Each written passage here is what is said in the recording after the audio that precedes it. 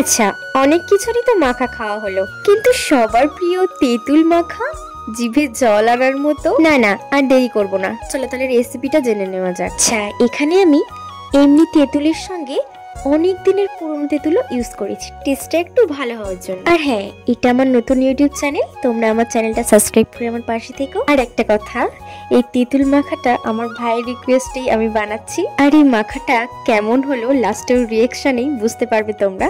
আচ্ছা, তেঁতুল মাখা করার জন্য আমি এখানে তেঁতুল নিয়ে নিয়েছি, আর পরিমাণ মতো লবণ নিয়ে নিয়েছি, আর কিছু লঙ্কাও লবণের সঙ্গে মেরে নিয়েছি, আর পরিমাণ মতো চিনিও নিয়ে নিয়েছি, আর তার সঙ্গে টেস্ট এবং ফ্লেভারের জন্য লেবু পাতা নিয়েছি এবং কিছু লেবুও নিয়ে নিয়েছি। আর এখানে আমি গন্ধরাজ লেবু নিয়েছি, তাতে আরো সুন্দর স্বাদ আসবে এবং ফ্লেভারটাও সুন্দর হবে। চলো এবার খাওয়ার পালা, দেখো এবারে রিয়াকশনটা। তো আজকের ভিডিও এই পর্যন্ত, তখন তোমরা ভালো থেকো, সুস্থ থেকো। হরে কৃষ্ণ এভরিওয়ান।